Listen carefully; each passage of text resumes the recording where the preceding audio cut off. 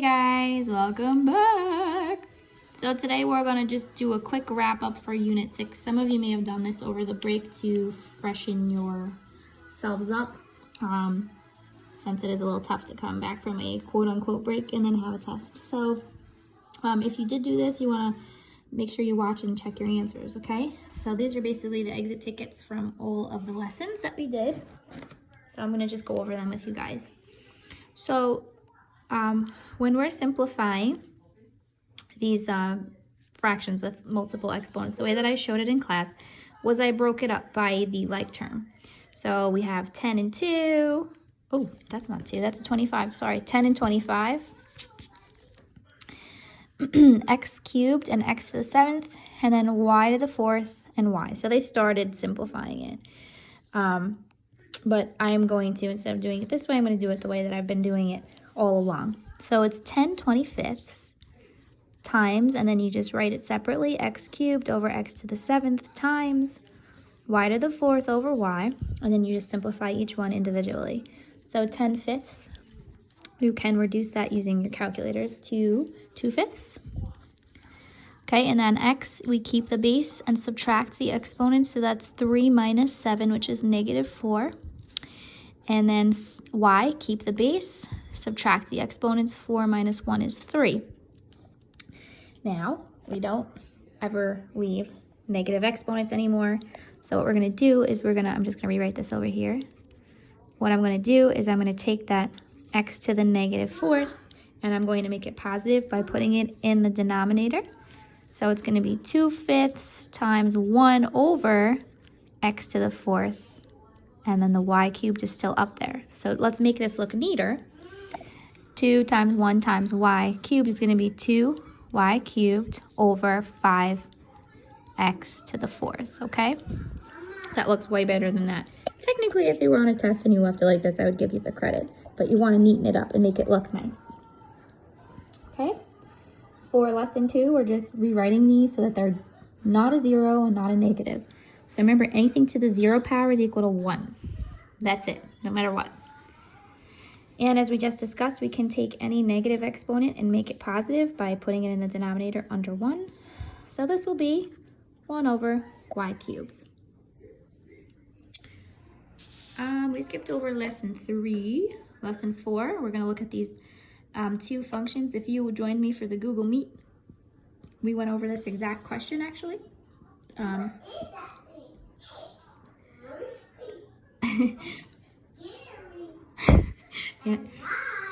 Drew's watching Trolls 2 for the probably like 15th, 16th time in the past few days. So we have this function, y equals 26 times 0.75x. One of the two graphs here represents this function.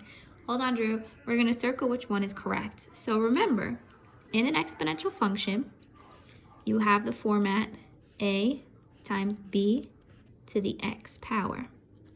The a is your y-intercept, and the b is your growth or decay factor. Okay? And what you need to remember is that if b is greater than 1, it's growth, which means that the line is going to be going up. Hold on, Drew. And if b is less than 1, it's going to be decay, which means that the line is going to be going down. Like that. Okay? So look at your y-intercept is 26. It's in the same spot in either one.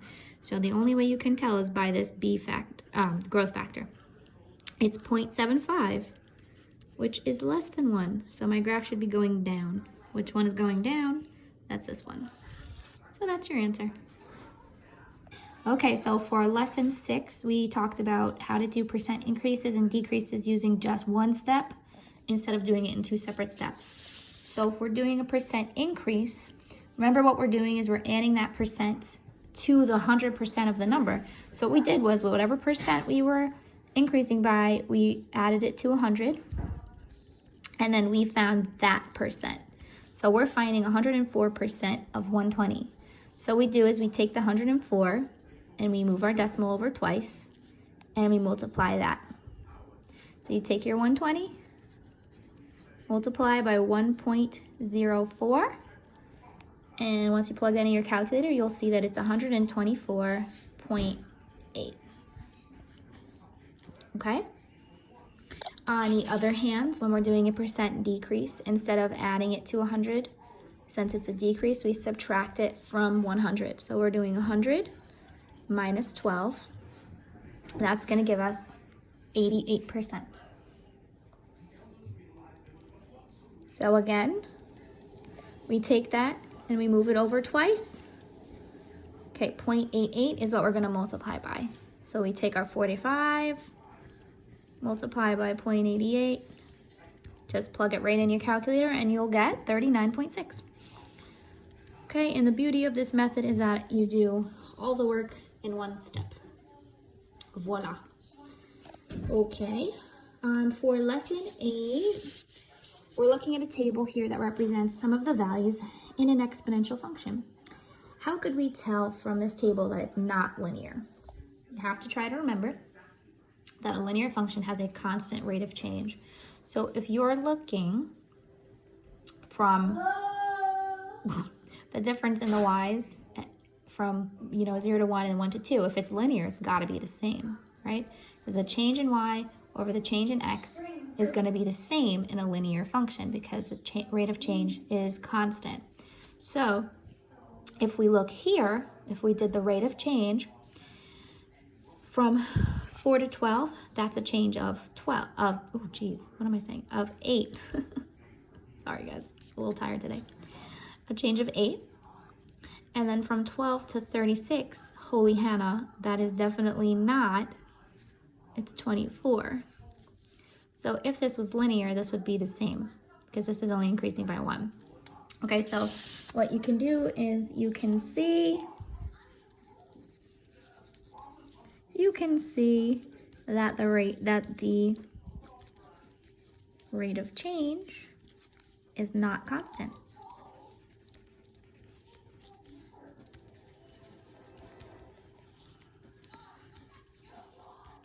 Okay, and to be more specific, we would say a linear function always has a constant rate of change. I'm not going to go too crazy. Part B, write the equation of the exponential function in y equals a times b to the x form. So we need to remember again, a is your y-intercept, b is your factor. Okay, so to find the y-intercept, you look at where x is 0.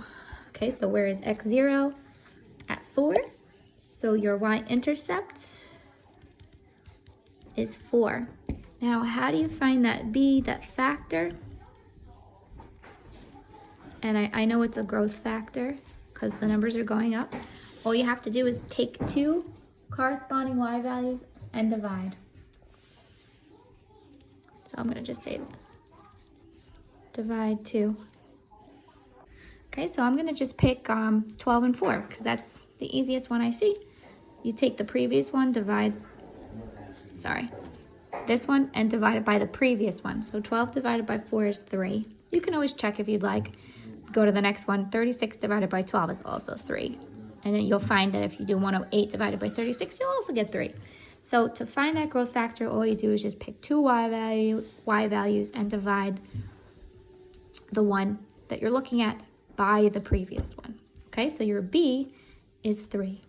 So now to write it as an equation, it's y equals, a is my y-intercept, which I said was 4, times b, which we now know is 3, to the x power. That's your answer. Okay. And now finally, for lesson 9, we have a geometric sequence, and we are looking at 5, 20, 80. This is the first 3 terms of the geometric sequence. And for part A, we're going to find the common ratio r. Remember that the common ratio r is nothing different than what you would be looking at as a growth factor. So to figure it out, you do the same exact thing that I just did here. You take one of the numbers and divide it by the previous number. So 20 divided by 5 would give me 4. And you can check and make sure that still works. You can do 80 divided by 20, and it should still give you the same number. That's 4 as well. So your r is 4. It's just a number you're multiplying or dividing by each time. Okay? And then to take it a step further, we're going to find the value of the sequence's 10th term, and we're going to show how we find the answers. So you can use your exponential function format, or you can use the same formula that I've given you in the past. I'm going to just quickly show you where to find that. If you can just hang on 1 second, I should have had it ready. 1 second. Okay, so here's the high school reference sheet for all the Regents exams. I will be using this geometric sequence again in geometry. So regardless of whether you retake algebra next year or take geometry, you will need this. So here it is. It's a sub n equals a sub 1 r to the n minus 1. So let's write that down. To find any term in a geometric sequence, you take the first term, multiply it by the common ratio, and raise that to the n minus 1, which means the term you're trying to find minus 1. Okay, so that is, we're trying to find the 10th term. So this is a sub 10. Your first term is 5, right? R is your common ratio, which is 4. And then n minus 1 is going to just be 1 less than the term you're trying to find, which is 9.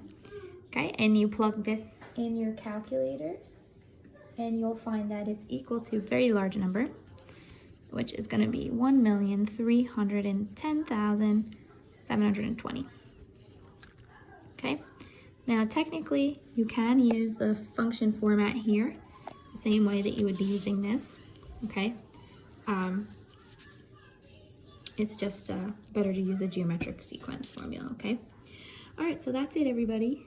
Any questions, you can comment on Google Classroom and I'll get back to you ASAP.